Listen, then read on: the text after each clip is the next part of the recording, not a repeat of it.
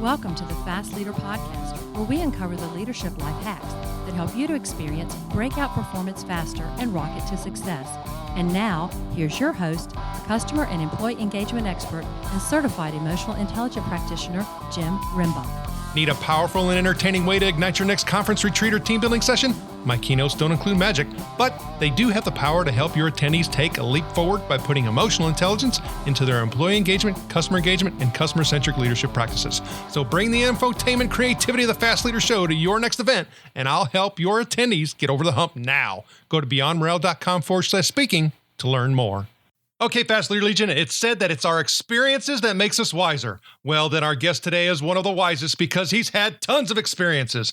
Roy Atkinson was cited as the model for the digital renaissance man by Charles Araujo, writing for the CIO Insight. Roy is a lover of language. He studied Spanish for 3 years and French for 4 before graduating grammar school. He returned to Spanish for 3 years in high school and 2 more in college, by which time he was the only non-native speaker in the class. He started reading Italian as well and learned to speak it with friends and neighbors in New Jersey. Along the way, he studied 6 years of Latin, 2 years of Greek, 2 years of German in formal classes, adding some conversational Serbian through a friend. He's also currently about 6 months into learning Swedish. Roy was also an honor student in English literature and philosophy at Iona College and at the State University of New York at both the Purchase and Albany campuses. This all ties back to his love of communication in all forms and his desire to understand and be understood. Roy learned customer service from the ground up, delivering newspapers, mowing lawns, walking dogs, stocking shelves, and ringing up customers in a supermarket. He paid for college expenses by pumping gas and playing music. After academia, Roy launched a musical career. He'd been playing guitar, piano, percussion since childhood. He was able to work as a full-time musician and produce for over 20 years. He was voted Best Solo Artist 6 consecutive times by the readers of New York regional publication Music Machine magazine and was inducted into the Music Machine Hall of Fame in 1989. In 1995, Roy changed careers and obtained a job running information technology for an international nonprofit think tank based in Camden, Maine. He was later hired by the Jackson Laboratory, where his manager suggested he attend an HDI meeting, and Roy became a member and later a founding officer for the Northern New England local chapter. When HDI, the professional association and certification body for technical support, needed someone with technical understanding, deep IT support experience, and excellent writing skills, Roy applied for the job and got it. He has been with HDI since 2010 as their senior writer, and Roy currently lives near Bar Harbor, Maine. Roy Atkinson, are you ready to help us get over the hump? I'm ready to get over the hump and help everybody else do it too, Jim. Sounds good. Now, I've given our listeners a little bit about you, but can you tell us what your current passion is so that we can get to know you even better? My current passion is making sure that people get great service, whether it's IT support or customer service, and making sure that the folks who are practitioners in those areas have good information to go on. That's really my focus and my passion. So with that particular focus and passion, I have that too, Roy. But so when you start thinking about you and what you bring to it, needless to say, your experiences are a ton. But what do you like bringing to it that you think is kind of like your niche and your special song? I think that in many senses, I'm a translator. And not only goes for languages. I had someone tell me back in the days when I was working in a supermarket, one of the Cuban folks that work there told me that I should work at the UN as a translator. And that translation skill not only works for languages, but it also works for technology. I was just writing something yesterday about being technology translators and how support people can help people understand and better utilize the technologies that they have if they can explain them in terms that people understand. And in order to do that, you have to have a deep understanding of the technology and be able to explain it in everyday terms, analogies, stories, so that people get a hold of it and can wrap their brains around it. So now when you start thinking, thanks for sharing that. And then in the translation piece, I think the experiences that you've had bring so much to the ability to do that translation. But you and I had the opportunity to have a brief conversation after, a recent call center conference in Long Beach with the ICMI Contact Center Expo. And it was after a keynote where they were talking about executive buy-in, and they were talking about an executive at Delta Dental of Michigan, Lou Battaglieri, was talking about his exposure and introduction to the contact center and how the director that was there really helped indoctrinate him and help communicate the contact center. And he talked about several things that I think probably both of us have written about.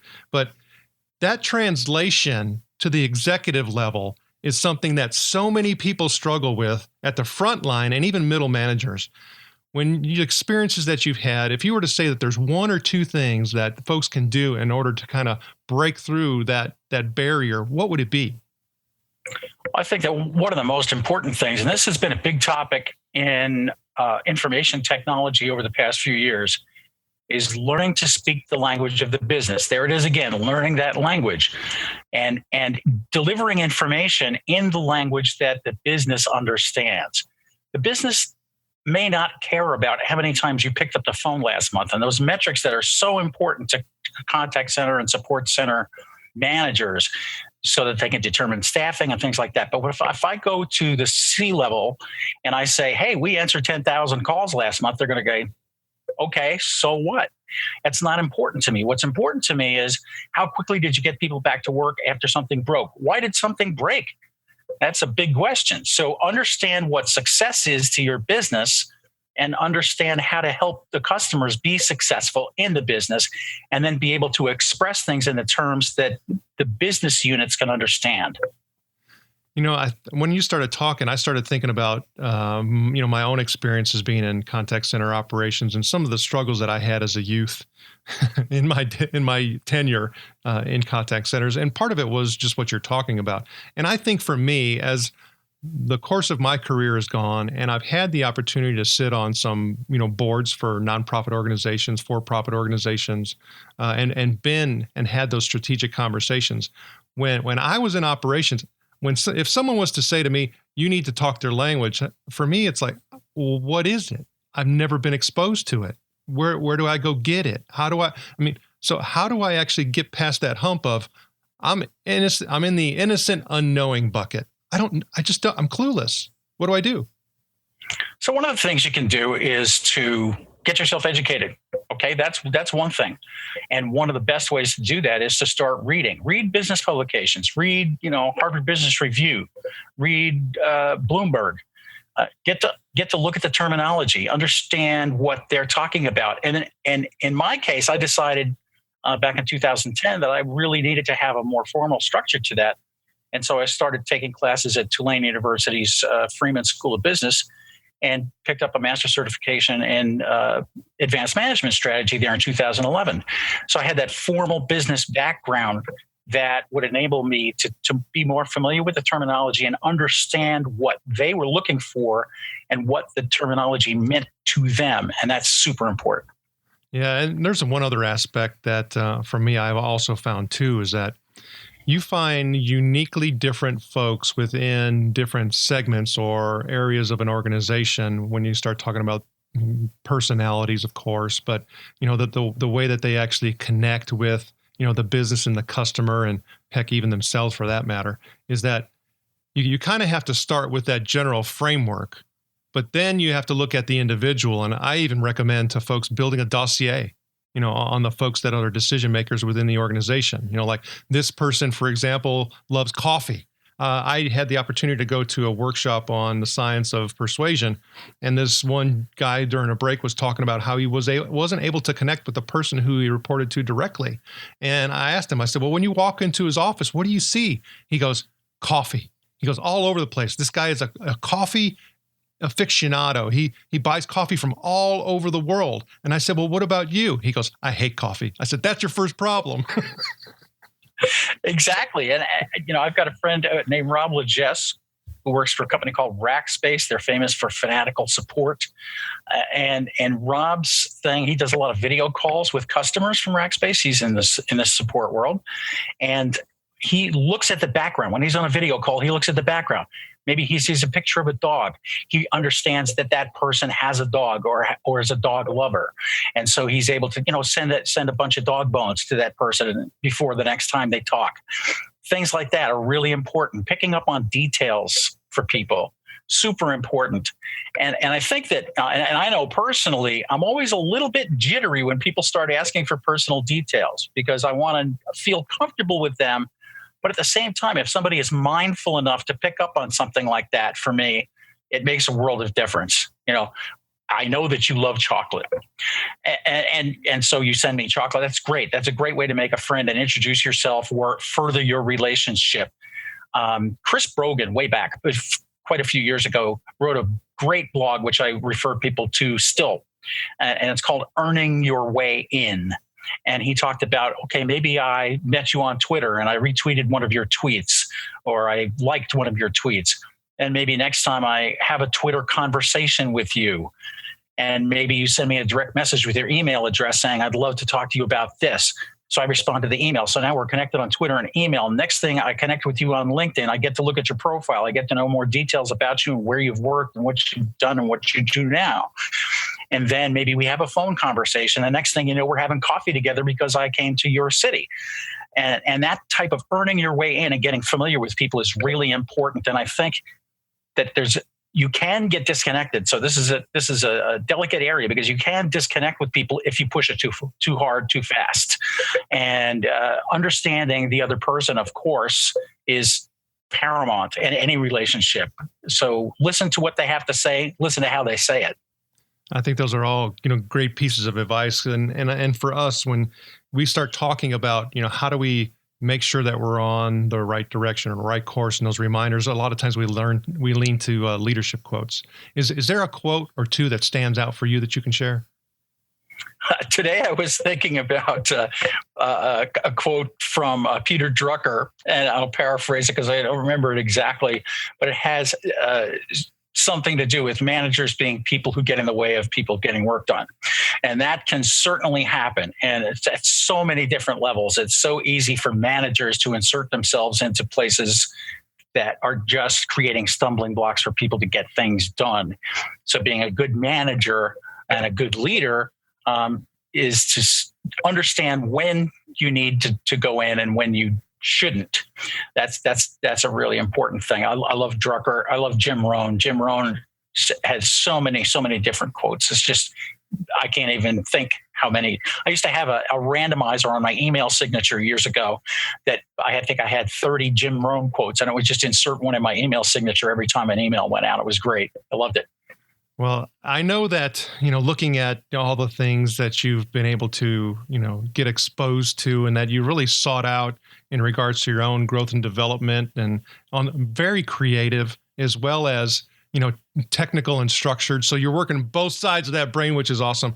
But to really come into your own, and takes a while. And a lot of times we have to get over, some humps in order for us to really find our zone and to really find a groove. I mean, can you think of a time where you've had to get over the hump where it set you in a better direction? Can you share that story? There are a lot of humps that I've had to get over, Jim, and I guess one of them was, despite the fact that I grew up, kind of a privileged kid. I went to a small parochial grammar school. I went to a parochial high school, especially during high school and the early bits of college. There were some internal things in the family. My dad was ill. My mom was trying to take care of my dad, and her mother was also ill. So she had to devote time and effort to taking care of her mom. All of this created some financial stress on the family. So throughout my high school and college years, it was up to me to go out and pay my way. And so that's where some of that work experience comes from, is I was always working, always trying to figure out, could I schedule my college classes in the morning and work at night, which I did for quite a few years. So all of those things were difficult to overcome. But at the same time, I learned things from every single one of those experiences. I learned some self-sufficiency from being able to pay those bills. I learned to be creative in how I scheduled myself and what my tracks were in school and all of that kind of thing. And so all of that played out in later years as I approached difficulty and tried to help other people get over difficulties that they were facing. And I understood one of the most valuable things that I could do for people who worked with me or for me was to eliminate obstacles from their path. And I remember one specific instance where one of my team members was rather discouraged and had to take a certification exam, and he wasn't sure he could pass it and didn't know how he could take it because it was far away. And so I managed to convince the testing company to let him take the test remotely, which was not their policy, but I managed to convince them to do that. he passed the certification test, and it kind of turned him around because he felt more self-confident. I think that type of thing is important. Get the obstacles out of the way. So, Roy, I know you've gotten over a lot of obstacles. You've also done a lot of things from a creative side. You've had a music business. You've been a musician. All the languages that you're learning and the writing that you love to do. But when you start thinking about all of those things, what are some of your goals? I think that one of my primary goals is to help my organization be more successful. And I think that one of the ways we can do that is by better communicating with our members and our communities. And so I try to increase the options for people.